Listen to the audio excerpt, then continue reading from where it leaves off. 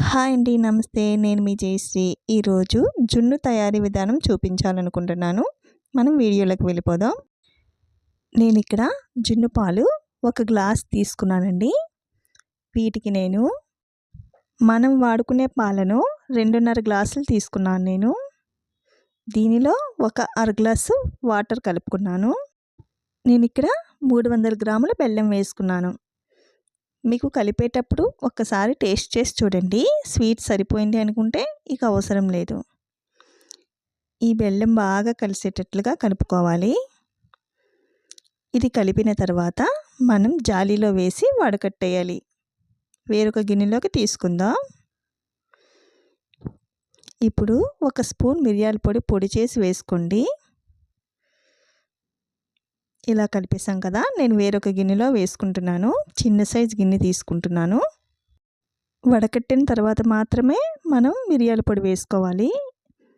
ఆ గిన్నె కన్నా పెద్ద సైజు గిన్నెలో ఒక 3-4 గ్లాసులు వాటర్ వేసుకొని దానిలో పెట్టేయండి. నేనైతే బిర్యానీ చేసే గిన్నె సరిపోతుందని పెట్టాను. ఇది ఆవిరిపై ఉడుకుతుంది. దీనికి తగిన మూత పెట్టాలి. ఎక్కడా గ్యాప్ రాకుండా చూసుకోవాలి. మూత పెట్టిన తర్వాత దానిపైన వేరొక బరువైనది వస్తువు పెట్టుకోవాలి. మరలా పైన ఒక పెద్ద ప్లేట్ పెట్టుకోవాలి. పెద్ద గిన్నెకి సరిపోయినంతగా పెట్టుకోవాలి. ఇక్కడ గ్యాప్ రాకుండా చూసుకోవాలి. ఆవిరి బయటికి పోతుంది. ఇది ఒక 20 నిమిషాల పైనే ఉడుకుతుందండి. అడుగున వాటర్ మాత్రం చూసుకోండి, లేకపోతే మాడిపోతుంది.